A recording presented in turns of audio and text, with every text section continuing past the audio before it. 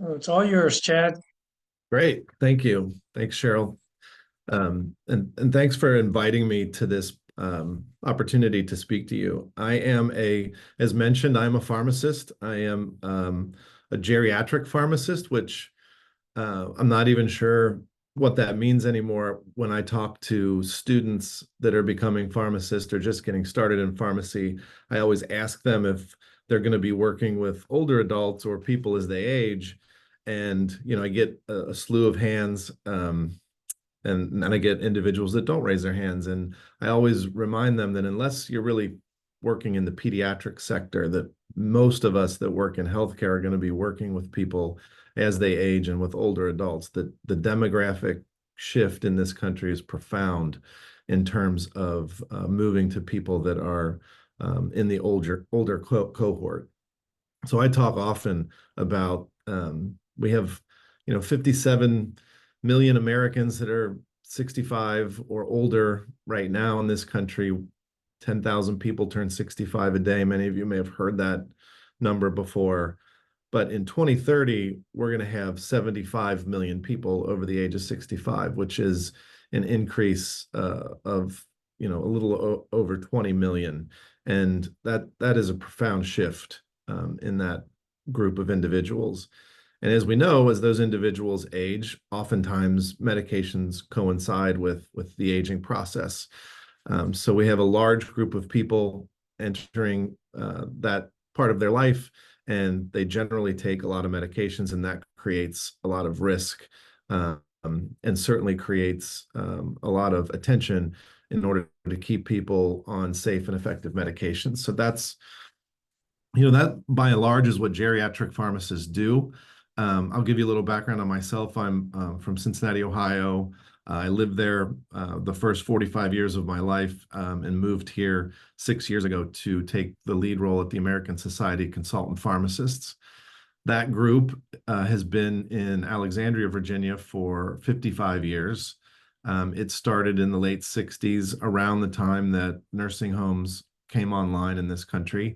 And the nursing homes at that time would, quote unquote, consult the pharmacist, the community pharmacist, about how do I manage medications for the individuals that are living in my nursing home. And that really spawned the industry of long-term care or senior care pharmacists. Um, they built businesses that serviced nursing facilities, assisted living facilities, and community patients. And they really looked at the best ways that they could package and organize medications so that it was easier for people that were on multiple medications. And then they looked at the clinical side of that, is how do we make sure that the array of medications that somebody's taking is safe for them from a drug interaction perspective, from a age perspective, and just making sure that when we do prescribe medications, they're necessary and that they're achieving the goals that we want them to achieve. They're lowering the blood pressure, they're not causing side effects, whatever the case may be. So that's who ASCP is, and that's the organization that I lead. I am one of those pharmacists that belong to this organization my whole career. I started very young in high school as a stock boy for a community drugstore, family-run pharmacy, and I worked my way through pharmacy all the way up to being somebody that ran long-term care pharmacies and actually consulted in nursing homes and assisted living. So I've got a long history just working in this space. One of the things I think is unique that a lot of people don't know is that geriatric pharmacists are around and have a unique role in nursing homes and assisted living. For the most part, every nursing home has a pharmacist that's dedicated to go to that nursing home and work with the patients and the medical staff on the medication regimens that those individuals are taking. And they have to do that on a monthly basis. So every month they go in, they look at the medications that people are taking, and they make recommendations to make those medication regimens safer, more effective. And that's something that goes on in every single nursing home across the country and in a vast majority of assisted living centers across the country. And it's important to point out, primarily because it's a benefit that individuals receive simply by ultimately where they live. Those services are not generally offered either by insurance companies or other entities or Medicare in the community setting. And that's where I think a lot of my conversation today will rest, because individuals that do live in the community, that do take a lot of medications, need a place that they can go to ask questions or to make sure that the medications that they're on are the right ones, that they're safe and effective, that we're looking at them from an age perspective and a safety perspective. And we don't always get that in our healthcare system. Our healthcare system is a little bit varied in terms of how we get our medications in our healthcare. We see a lot of specialists. Those specialists don't always have all the information about the other physicians or providers that an individual is seeing, and they don't have all the information as to all the other medications that they're receiving. So I think, I'll start with, first of all, at any point in my presentation today, because this is Coffee and Conversations, please, enter a question into the chat. I will stop and answer them as they come in. I want everybody to get any question that they have on medications or pharmacy or vaccines, anything answered today through this conversation, because the number one thing that we do as pharmacists that work in this space is provide education and provide guidance.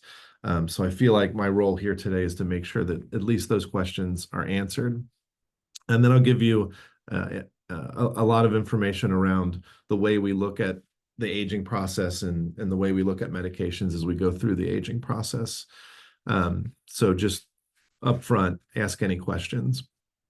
One of the things that I think as a pharmacist, we are really concerned about is your mobility and the mentation of people as they age. And the reason I bring those up is that that's kind of the foundation of approaching individuals from a safety standpoint, from a pharmacy standpoint.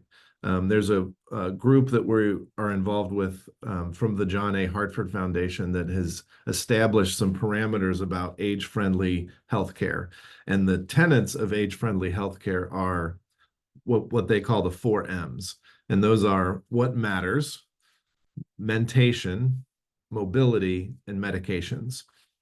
So if you look at it from the perspective of a pharmacist, not only are we sort of positioned to be able to answer questions and provide guidance on medications, but a lot of medications influence people's mobility. Medications can cause falls and certainly influence mentation. Medications can cause cognitive problems or memory problems or fogginess, and those things need to be vetted and addressed from a medication standpoint to make sure you're on the safest medications. And then I think what's most important, and again, coming back to, I think why we're here this morning, is what matters. What matters to the individual in terms of the healthcare that they're getting, in particular to the medications they're taking. And I'll give you, a quick example. We use medications called beta blockers. These would be medications like atenolol or metoprolol that are used to slow the heart rate down and reduce blood pressure. They're very common medications that are prescribed. They're very good at slowing down the heart rate, slowing down or lowering blood pressure. But the side effect that they come with is that you become fatigued easier, that you can't exercise as aggressively as maybe you want to in terms of your exercise habits.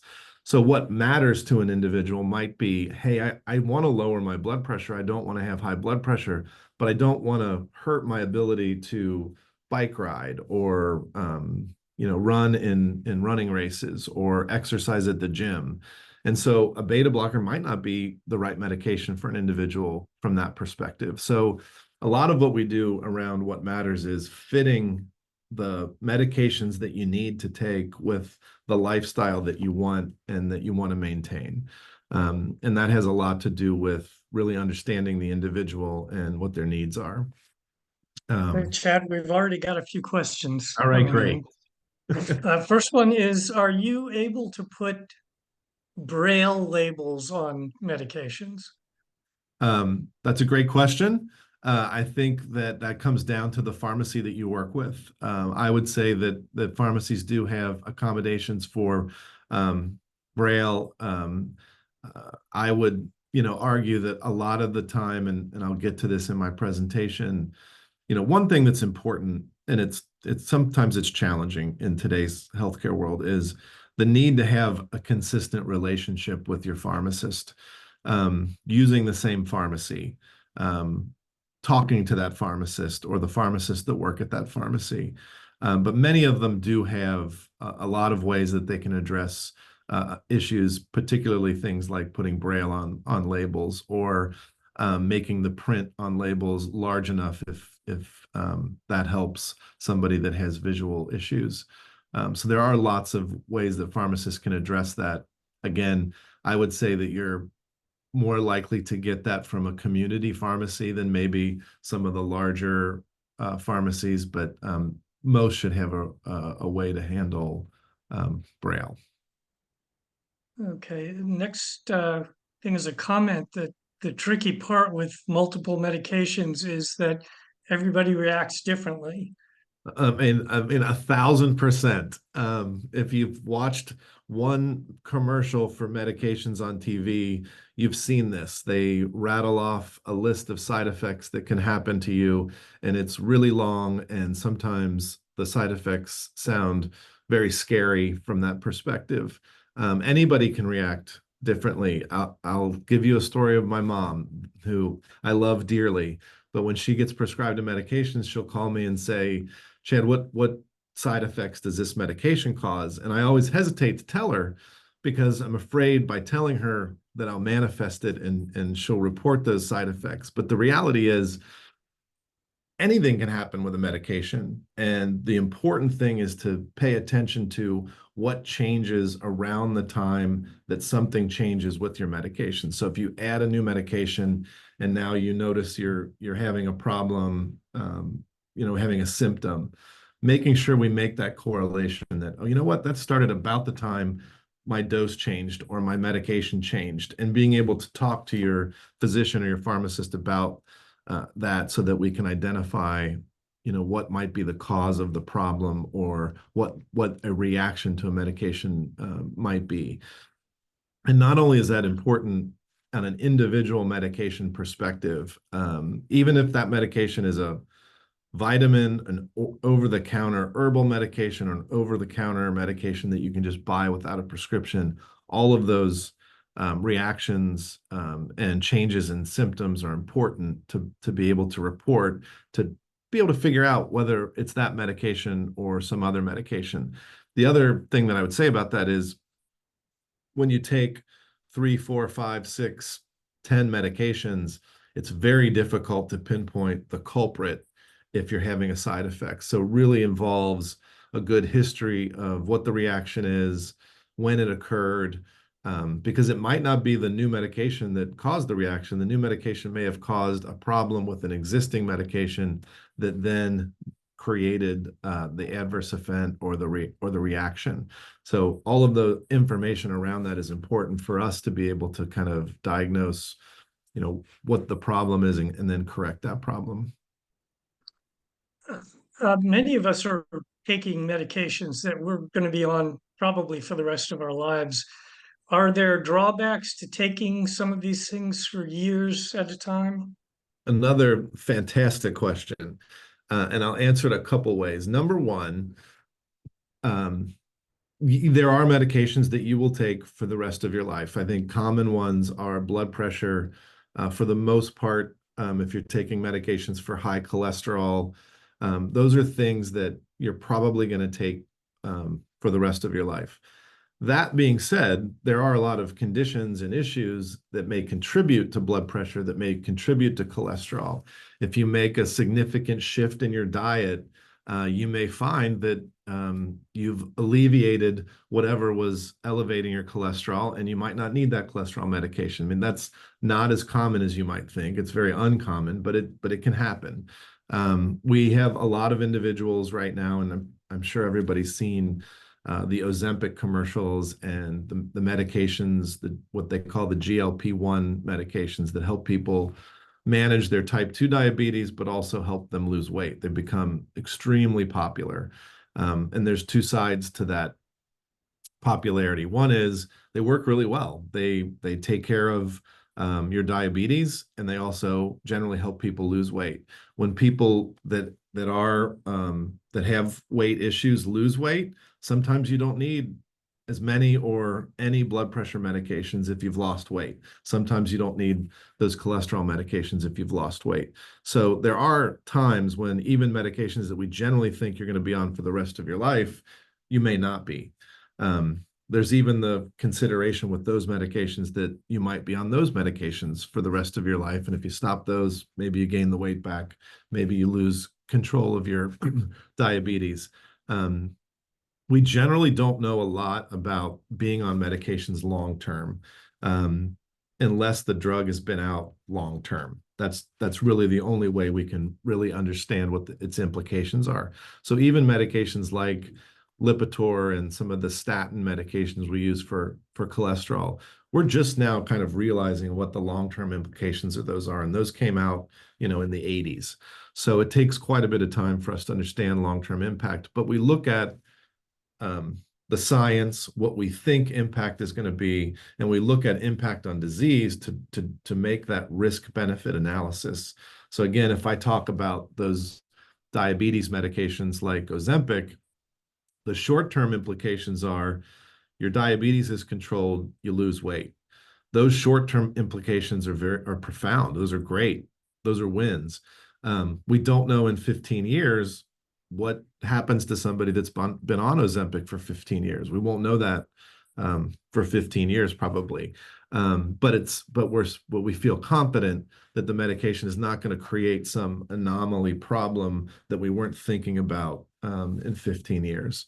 So that's kind of how we look at it. The other thing I would say about long-term medications is you also have to think about what you're treating. So with blood pressure and cholesterol, we want to keep you in a safe range, a safe blood pressure and a safe cholesterol level. The reasons you probably take them long term is because some people have, because of their genetics, they just have a propensity to have high blood pressure. So you may be on it for the rest of your life, and that's okay.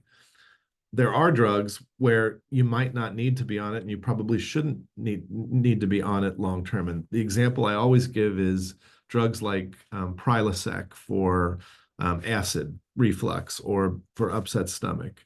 For a long time, people would take those medications and just take them forever. Or they take a product like Zantac or Pepcid. They'll take it forever. It shouldn't be intuitive to people that you should shut down your stomach acid for the rest of your life. Your stomach acid is a defense mechanism for your body. It helps you fight infection. And your stomach acid is there for a digestive reason. So using it short term because you have acid reflux or you have upset stomach is okay. Using it long term should only be reserved for people that have some long-term risk. Maybe you have esophageal cancer, or you have a condition where you could develop esophageal cancer because of the acid in your stomach. In that case, you might want to be on those medications long term. But for everybody else out there, when we use those because we've had a spicy meal or because we tend to get a lot of acid reflux, we shouldn't really use those long term. Those can come off. So a lot of what pharmacists like me do is we do what we call deprescribing, which is this medication has been great. It's worked well for you, but you know what? You don't need it anymore. Or we can try to taper it off or get rid of it because you might not need it anymore. Another example of that would be sleep medications. A lot of people will become reliant on taking a medication to go to sleep every night. And even in nursing home settings, we always try to make those as needed medications, which means try to go to sleep. If you can't go to sleep, take your sleep medication, but don't make it a habit that you take it every single night, because ultimately that's probably not good for you. You should always have the opportunity to go to sleep without that medication. So that's how I would answer that. I know that was a long answer, but in terms of being on medications long term, there's a lot to think about. Okay, next one is this person would love your thoughts on the medications used to combat osteoporosis, which seems to almost be a part of normal aging versus a disease. That's a great comment as well. There are medications that exist out there that do help strengthen your bones, and we give those to individuals with osteoporosis. It generally is a normal part of aging that your bones weaken, and that your strength can weaken.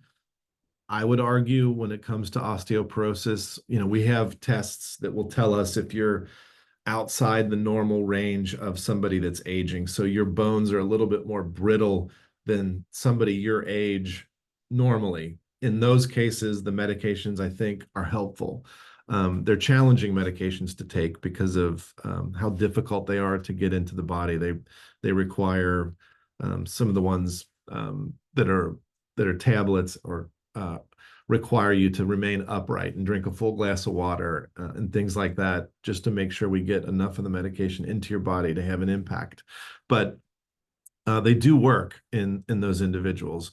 For other individuals that may be borderline in terms of how far outside the normal range they are in terms of how brittle their bones are, sometimes the best thing to do is exercise and build strength, because the stronger your muscles are around those bones, then the less likely that you might fall, or even if you did fall, the less likely that you would break a bone. So strengthening exercises are as important as medications, whether you require the medication or not for osteoporosis. But that makes me think of just talking about what happens as we age. One of the big things that happens as we age is our kidney function declines. I had a professor in college that had a great way to remember this, is that when you turn 25 years old, every year for the rest of your life, you lose about 1% of your kidney function. So I would always use this statement and watch people calculate in their mind, wait a minute, I'm 75 years old. That means I've lost 50% of my kidney function. And arguably you probably have.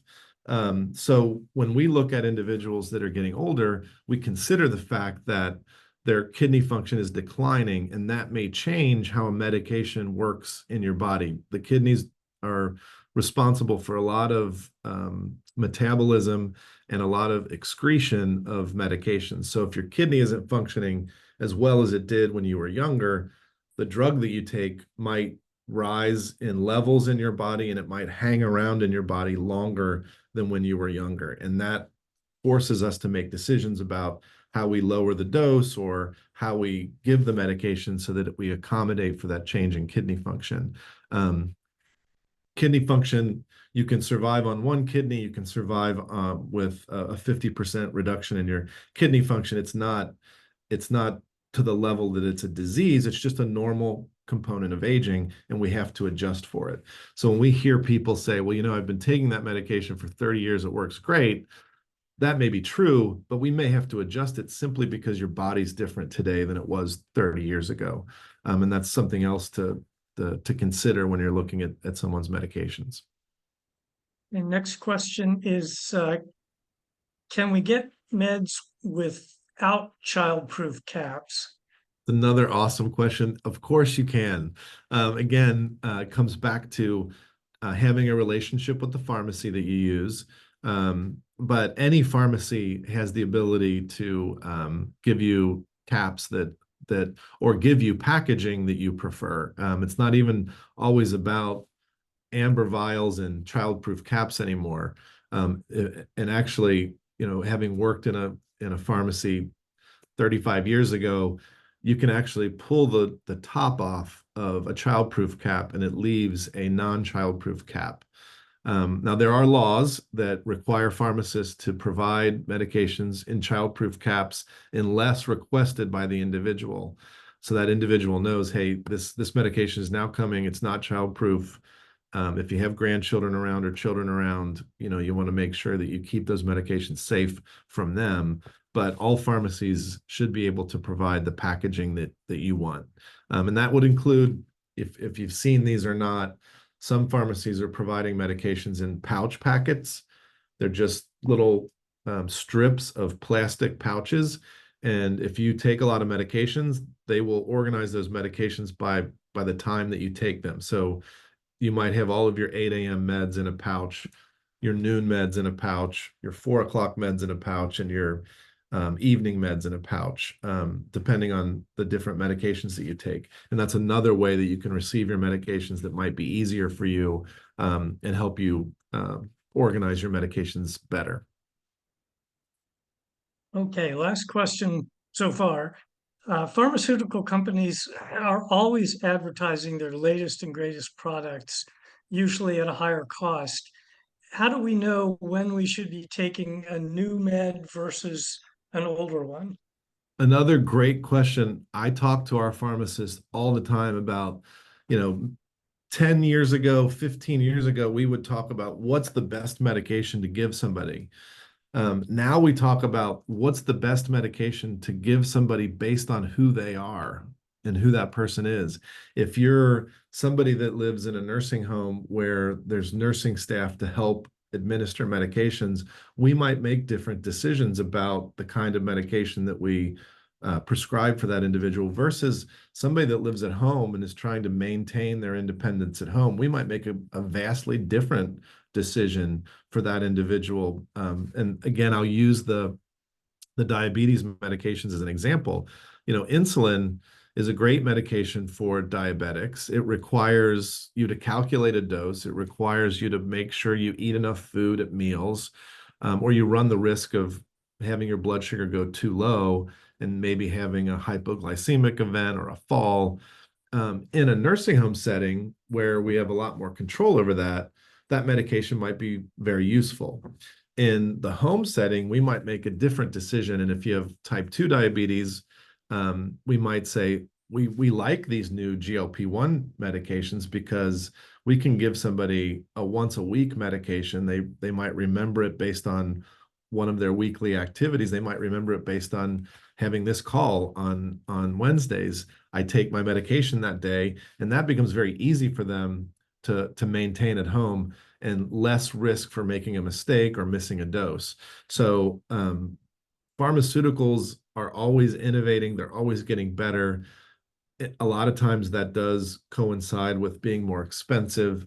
But if you've got Medicare or health insurance, they've really tried to build those programs to mediate those costs. You might pay potentially a higher copay for one medication than another, but fewer people are paying the full price of a medication, even as those prices come down. And we like to make decisions and get people on medications that fit their lifestyle. So you should be thinking about, hey, if taking an older medication, I miss a lot of doses, or it could cause us some, benign side effects that I can live with, versus a new medication that's easier to take and maybe doesn't cause those side effects. You should be thinking about that because ultimately it's more successful for your health. All right, one more question. You were talking earlier about how ads for drugs, they rattle off this enormous, scary list of side effects. Um, how do we find out how common any of those side effects are? Which ones should we really be worried about, and which ones are a 1 in a million chance? Yeah, it's hard because we deal with liabilities in the United States. Pharmaceutical companies are going to disclose the things that they feel like might result in a lawsuit if they don't say it. So they say more than they probably need to say. Some of the rules around disclosing side effects are designed to be overly safe. So you're going to hear more than is likely common to happen with medications. If you look at the detail in the medications, or you ask the pharmacist, what are the major side effects? They're going to give you the ones that um, are the most common. But when I say most common, it might be there's a 2% chance that you might have that side effect versus placebo when they did the drug studies for that particular medication. So even the ones that we would say, oh, this is common, are not necessarily common. They're just of the side effects you might have, they're the most common. So it's not an easy game to play. For the most part, I think your physicians, your pharmacists will say that because of your condition and because this seems to be the right medication for you, the chances are this medication is going to work great and you're not going to have side effects. But these are the common ones. Should you go home and a week later you notice that you're having fatigue or you're having this problem, give us a call back and let's talk about it and let's make sure it's not a reaction to that medication. So it's difficult, especially when you read those long lists of side effects. And again, I go back to, talking to my mom. I try to give her some guidance as to what the major ones are, but my end answer to her every time is, if anything changes or if any weird side effects, call me and we'll talk about it. Again, it could be this drug that you started. It could be one of your other drugs reacting to this drug. So there's quite a bit of detective work that goes in with side effects. Okay, one more question. Many of us are retired federal employees. Is there anything in particular we need to know about the federal health insurance drug coverage? Well, I don't know if I'm equipped to answer that one. I don't know.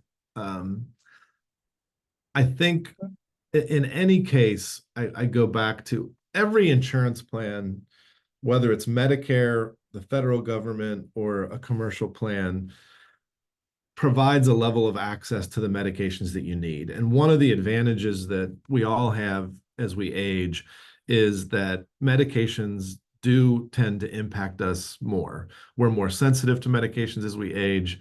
There's more nuance to medications that may require us to be on a particular cholesterol drug or a particular blood pressure drug.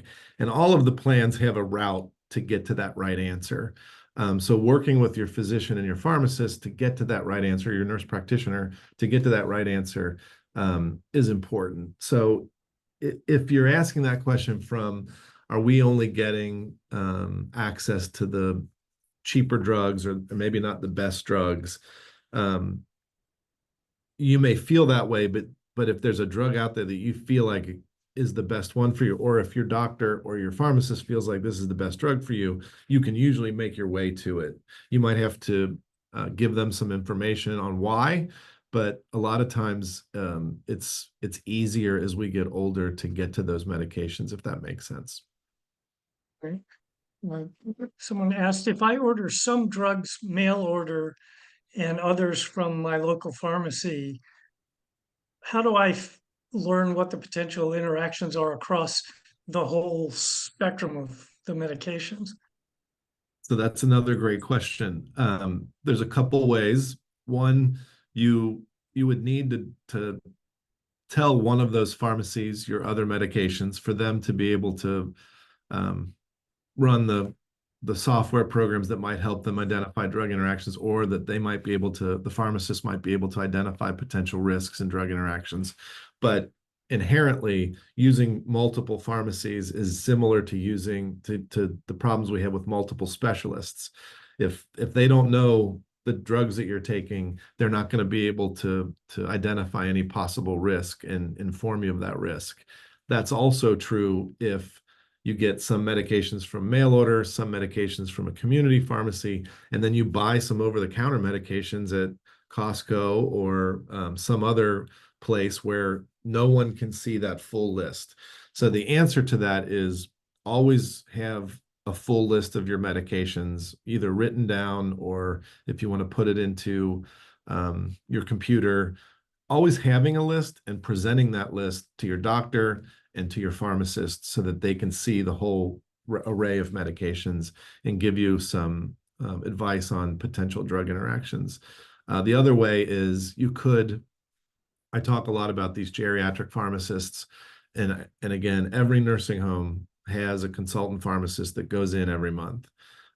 It's not, it would not be crazy for anybody to call a nursing home and say, hey, um, can I have your consultant pharmacist name and number, or name and email, and reach out to that pharmacist and say, I live in the community.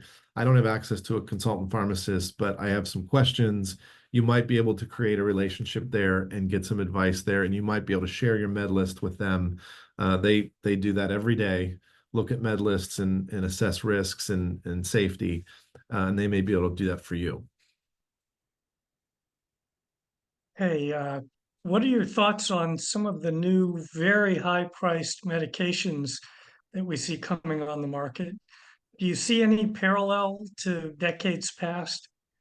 Yeah, I mean, I do. I think it's cyclical. I would have been the first to tell you that I thought after the, Lipitor and the statins came out that we were never going to have a blockbuster medication again, that we were becoming very good at looking at different genetics and different ethnicities, and saying, hey, this drug will really work well in this group of people, but it might not work well for everybody. I thought that was going to be the way pharmacy evolved going forward. I'm somewhat surprised, and maybe shouldn't have been, that we have a new class of medications that does seem to be a blockbuster. These medications that help with diabetes and help with weight loss are blockbuster medications. Um, the pricing of medications is a constant challenge. We're constantly working on ways to balance getting medications affordable and accessible with maintaining the innovation that these companies go out and do to create new medications. Um, I don't know that we have the right answers. I don't know that we're necessarily getting the right answers, but what I do like is that the insurance plans, particularly Medicare Part D, are really reducing out-of-pocket expense for people. Um, some of that has to do with lowering drug prices. Some of that just has to do with making sure that no one at high risk is running into these situations where they need a drug, there's a drug available, it can help them, but they can't afford it. So I think we're doing kind of a good job uh, getting to a place where people aren't blocked from access, even blocked from these newer medications that come out and they're very expensive. Okay. On the flip side, we've got a couple of questions about generic medications that when they first came out, they kind of had a reputation for being inferior, but what's the situation now? Are they as good as the name brand? And what are the safeguards to make sure that they're as effective? Um, I think growing up as a pharmacist, I would always say that the generics are just as good as the brand name. And I think for the most part, that's still true today. Um, there are medications that we call narrow therapeutic index medications. Those would be like medications for thyroid, where we're really trying to make sure that we maintain a blood level or a laboratory value within a range. Warfarin, although it's not as commonly used anymore, is another example of that. In those cases, we don't like to switch companies. That could be generic to generic, that could be generic to brand, just because the medication that we get you stable on is the one we want to keep. For the most part, generics are equivalent. They have to be within 80% of the labeled dosage of the medication according to the FDA, and the FDA maintains that. There has been some risk recently, and it's really tied to two things. One, the idea that other countries have access to cheaper medications and the desire for people to get their medications from other countries because they're cheaper. We do have a very safe system. The FDA ensures that our medications are safe. Um, you lose that if you start importing or getting medications outside of the country. That doesn't mean that they're necessarily unsafe. It just means that the risk is you might get something that's been tampered with, or that something that on its label is not what's in the bottle. So we always want to sort of trust our system. That said, there are occasions where some of the active ingredients of the medications come from places where the FDA can't quite get to the manufacturing plant and assess the quality that it makes medications. And in those cases, we might be a little bit more concerned. Your pharmacist would be aware of that. They would be, not carrying that generic or that brand if there was some sort of risk associated with its quality. The FDA would tell people, hey, I know that this medication's been out. We used to go into their plant and inspect it for quality. They won't let us in anymore, or they're being elusive, so we can't guarantee that it's as good as it was. They may pull it off the market. They may sanction it. They may just let everybody know, hey, this medication is not something we can trust. But again, your pharmacies and your pharmacists would be aware of that. Chad, it's about 10:47. We've got a bunch of questions already in the queue. So if you've got points you want to make that you haven't, please do. Otherwise, we can continue working our way through the Yeah, questions. I mean, we've touched on just about everything that I was going to touch on, with the exception of vaccines, but vaccines can be more of a question.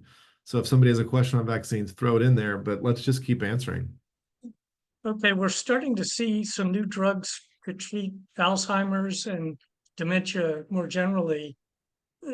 Do you see other additional medications on the horizon to prevent or slow these diseases? I do. There's been a lot of investment in Alzheimer's. I think if you think about it, again, it all is related to some degree, this baby boomer population.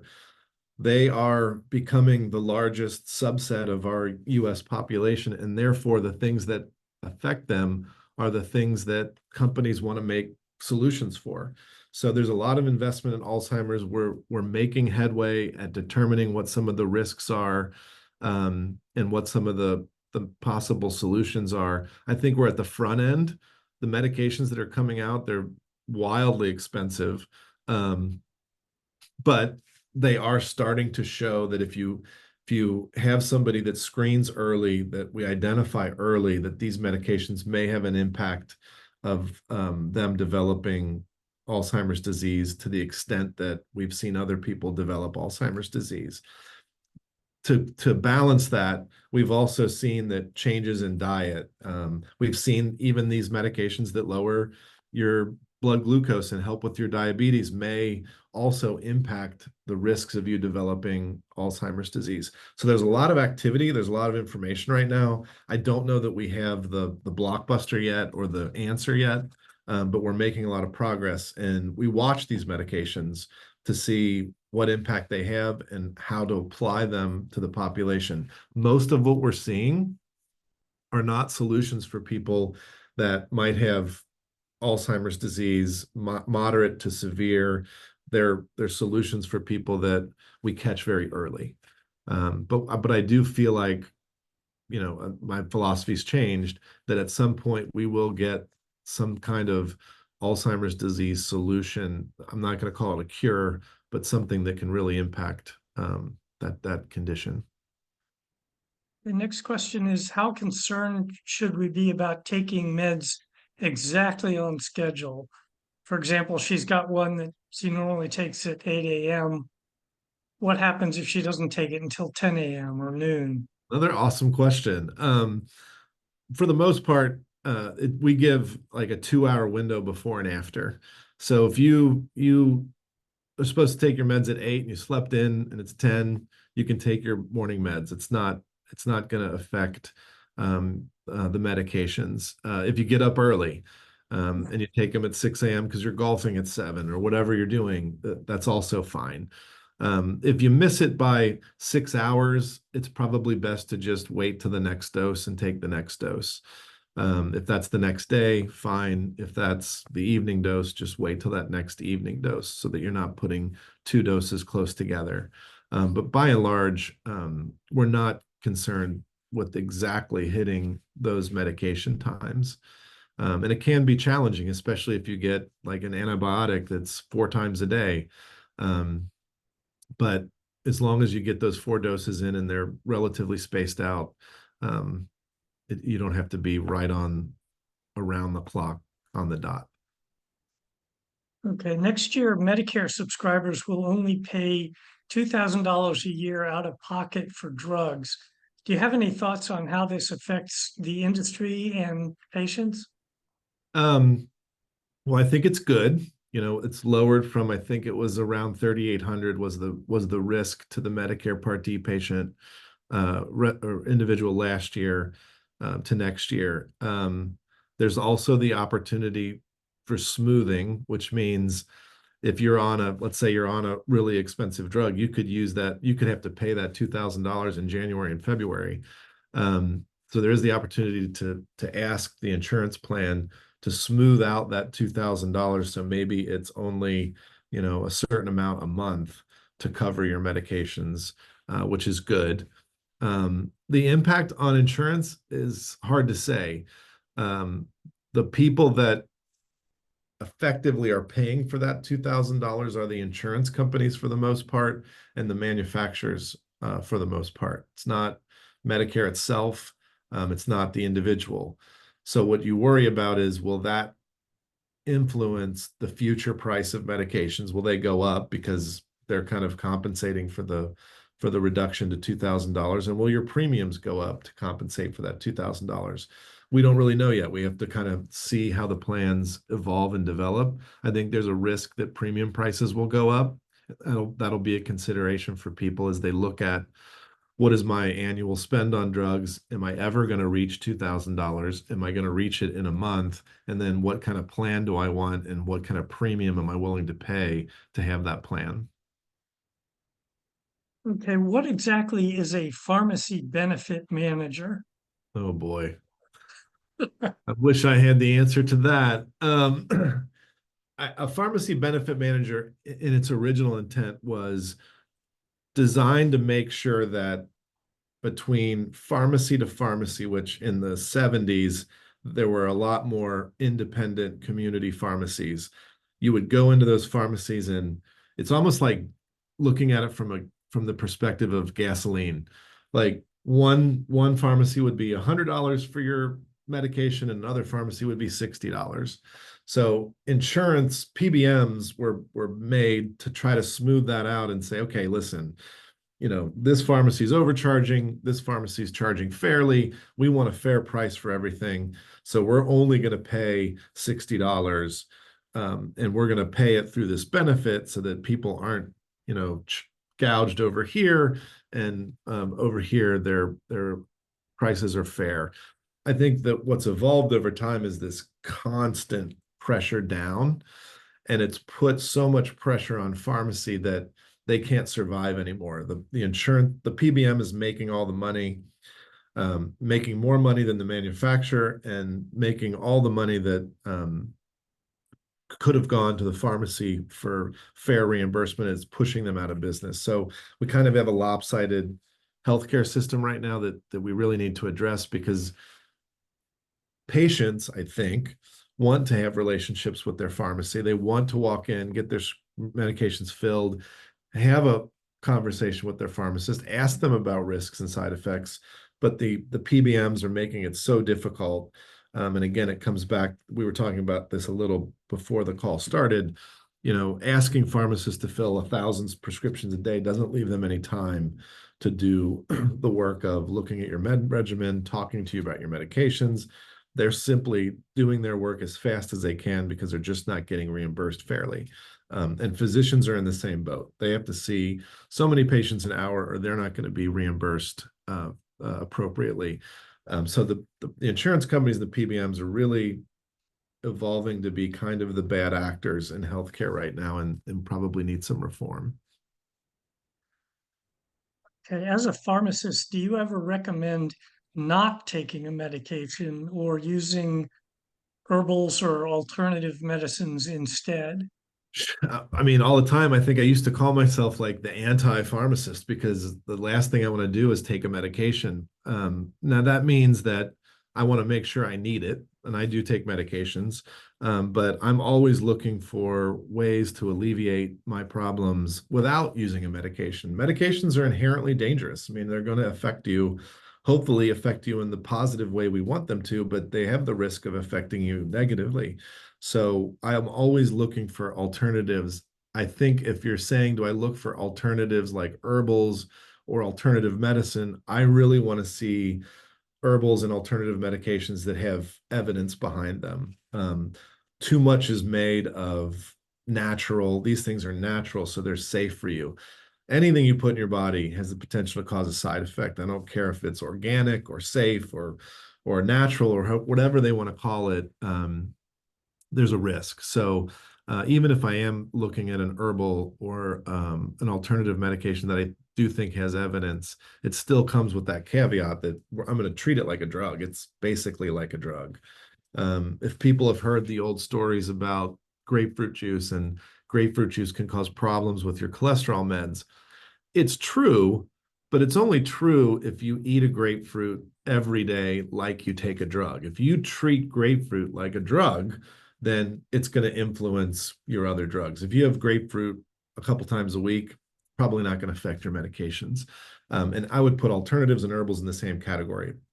If you think it's going to work, if you feel like it's got good evidence, you've talked to some people about it, great. I would try it over a prescription, but I would also treat it like a drug. It's still a medication. I'm going to want to see that it works, and I'm going to make sure it doesn't have any side effects. Okay, well, we've got a number of questions about vaccines here. Okay. Um, One of them is, what is your opinion of pharmacists filling in the role of giving vaccines? I think, I mean, I would say that during the COVID pandemic, pharmacists were the only ones that stepped up to do it. Everybody else was closed. You could still go to your pharmacy. You could still use them for a healthcare resource. I think in our space, working a lot with assisted living and nursing homes, our pharmacists were not used to providing the vaccines. The nurses in those settings would provide the vaccines. But even in COVID, they all said, hey, this is too much for us to be able to handle. There's too many individuals in this assisted living building or this nursing home for us to do it effectively. We need the pharmacist to do it. And the pharmacist stepped up and did perform vaccines. I personally volunteered at a pharmacy in Washington, D.C. and gave vaccines during COVID. So I think it's great the pharmacists can do that. I think it's more accessible. And I think it's an opportunity for people to get vaccinated easier than maybe it was prior to COVID. So I encourage using your pharmacists as vaccinators. Okay, next one is, her husband has to redo his childhood vaccines. Is that something that we should all be worried about? She's a little concerned about the MMR vaccine because she understands it's a live vaccine. Those are great questions. I think one of the things that we didn't talk about, but we can now that we're moving into this vaccine conversation, is just like your kidney function, your immune system gets a little weaker as you age. And vaccines become more important to people as they age than younger people because of that. So we need to stimulate your immune system to create antibodies to the flu, to RSV, to COVID, so that your reaction time when you're exposed to those infections is faster and more complete than if you weren't exposed to those infections through vaccines. So it's important to get vaccines as you age for that reason. In terms of going back and getting some of the older vaccines, I think that's a great question. Live vaccines, potentially, I mean, it is an infection. It can cause an infection. Most of the vaccines that we deal with today are not live. They can't cause the disease we're protecting against, but MMR is different. I would just make sure that if you're going to redo those vaccines, and I'm sure the physicians and nurse practitioners are thinking about this and the pharmacists, that you do it when you're healthy. You don't want to do it when when you are sick or you have another infection, you want to do it when you're healthy so that your immune system is robust enough to defeat the virus that's in the vaccine to create those antibodies. But I don't think it's unsafe, and I think it's probably a good idea as the immune system weakens over time. Do you know when the new COVID vaccine hits the market? And how do we know that our pharmacist is providing the new one and not an older variant? Well, number one, ask them. The new ones will have different labeling. There'll be different vaccines. There's no incentive for a pharmacist to give the older COVID vaccine. The FDA just approved the formulation for the new COVID vaccine. I anticipate it's only going to be a couple of weeks before those are available. The nice thing this year is they will be available at the same time as the flu vaccine. These are vaccines you can get at the same time. There's no additional risk if you get both at the same time. It's more convenient to get it at the same time, so that you get both vaccines. So, I think it'll be a couple weeks and it'll be widely available. We've also worked very hard with government and with manufacturers to make sure that our older adults have earlier access to vaccines, because we're the most vulnerable. So you should see it pretty quickly, and you should be hearing about it pretty quickly. Okay, and what about the RSV vaccine? Who should be getting that? Well, the new recommendations are better than they were last year from our perspective. If you're over 75, you should get the RSV vaccine. If you're between 60 and 75 and you have a higher risk, then you should get the vaccine. And higher risk would be, do you have diabetes? Do you have cardiovascular disease? There's a number of risks that make you have a higher risk. I would say by and large, as you get older, these vaccines are important. Even if you're 60 to 75 and you're sort of borderline high risk, I don't think it's risky for you to get the vaccine versus not get the vaccine. So I think people should get it as they get older. Okay. This person said they used to have prescription brown bag events where people would bring all their meds in a bag and a pharmacist would meet with them one-on-one to discuss what they have. So these are harder to set up these days. Do you have any insights on how we might do that now? Yeah, they are a lot harder. And again, I think it comes down to the economics of the way the insurers and the PBMs have throttled pharmacy, is that they don't have the time to do these things like they used to. It's something that we've considered here at ASCP. We have 2 pharmacist fellows that are out of school and are working with us as their first job out of school. And we have 3 pharmacists on staff here. We've thought about going into the community and doing some brown bag events. But you're right, you don't see them as much anymore. And I do think they're valuable, particularly when you do them. Whenever you go to where people are with healthcare, it's beneficial. So when we were doing vaccines during COVID, we would go out to, we had a grant with USA Boxing, and we would go to boxing events and have vaccine clinics set up. And people were more comfortable because they were at the boxing event, they saw their friends getting the vaccine, so they felt comfortable to get the vaccine. I think when we go out and do brown bag events, whether we do it after church or at some community event, it does bring a lot of value to individuals. So I would look for them, but I agree, they're few and far between. Chad, I'm going to interrupt just for a minute. It's Wendy. If you want to do a pilot with Arlington Neighborhood Village on that, I thought about that. Sign me up. Okay. Sign Let me me up. work on that with our team. I'm gonna figure out how to get my email to you. Okay. Okay, we've got a comment here that the new vaccines are actually already available.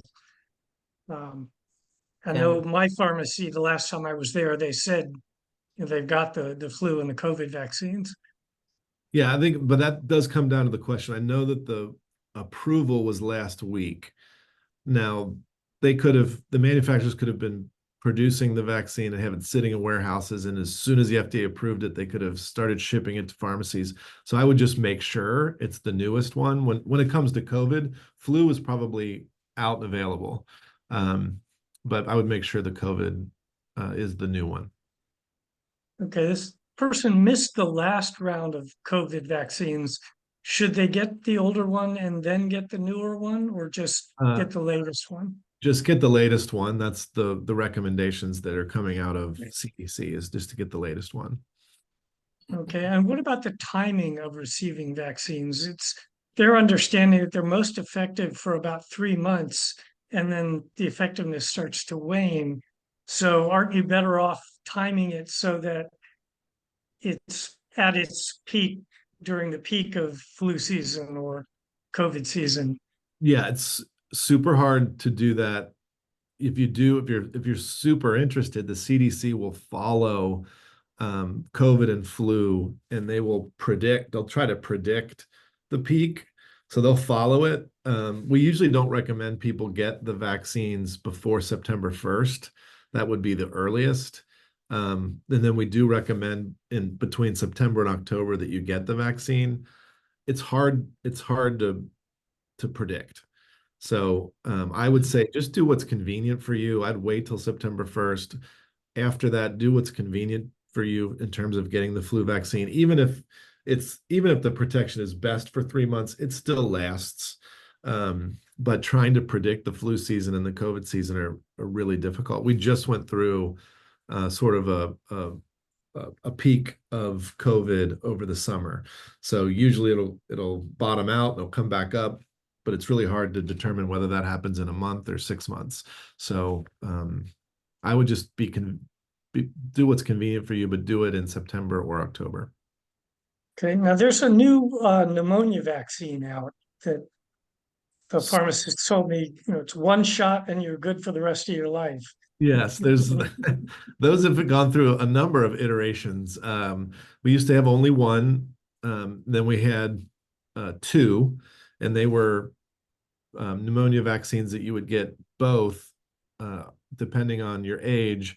You might wait 5 years between them. And now we have newer ones that could be the only one you get and can last the rest of your life. That's a conversation you should have with your pharmacist. Look at your history. What have you gotten in the past? That'll inform them on what your needs are going forward and which vaccine to get. Okay. Comment here from Wendy that she's hoping we can have you back in about 6 months. That this has been really eye-opening for many of us. Yeah, I'm happy to come back. I'm happy to talk to Wendy about a brown bag event, and then I'm happy to talk to Cheryl about being on the podcast. And maybe we can trade and you can be on our podcast too, because I really love this village idea. I'm not as familiar with it. I know that there are some programs called PACE programs that exist in states that were built for individuals that needed to go to the nursing home but didn't want to go to the nursing home. So they would be basically nursing home services around the person that still lived at home, and they could come to a location that looked like basically was a nursing home but didn't have any beds. And I always felt like that was a really valuable way of looking at caring for people so that they could remain independent and be in their homes. And these village concepts are similar. Obviously, you're not at the level of needing to go to a nursing home, but you're building an infrastructure to support people living at home, aging in place, which is all of our goals for individuals, particularly as it relates to medication. So yeah, let's do a home and home podcast. All right. Well, one last question. You mentioned that statins have finally been out long enough that you're starting to see what the long-term impacts are. So what are they? What happens? I think they're safe. It's vacillated back and forth as we age. I think they're important medications. I take a statin. I'll full disclosure to keep my cholesterol down. I don't think that the long-term problems are, I can't tell you if there's any serious long-term problems. They've talked about them influencing dementia and Alzheimer's disease from a benefit perspective, that reducing the cholesterol reduces the amount of inflammation in your body, and that inflammation reduces your risk of dementia. So there's more positive that has come out from them long term. There's some argument that is, you know, some people have a propensity for heart attacks and strokes. If you've had heart attacks and strokes, there's no question being on a cholesterol lowering agent is beneficial, and it's beneficial lifetime.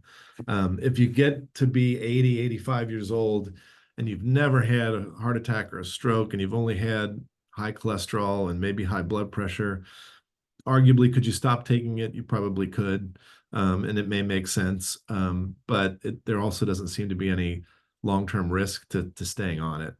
So it's kind of a mixed bag at that point. But I think they're good medications, and I think they're good long-term.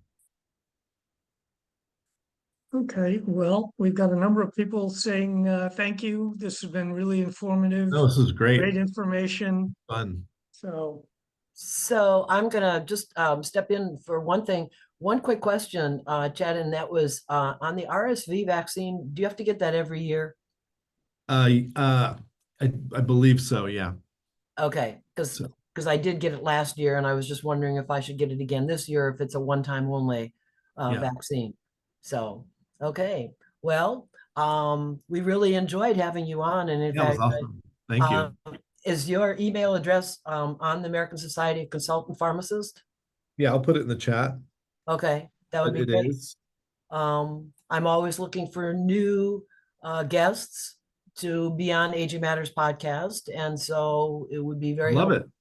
to have you on the show. I was jotting down some of the questions people were asking, so I will be in touch with you. Great. So, and I just wanted to remind people that next week, Coffee and Conversation will be about emergency preparedness.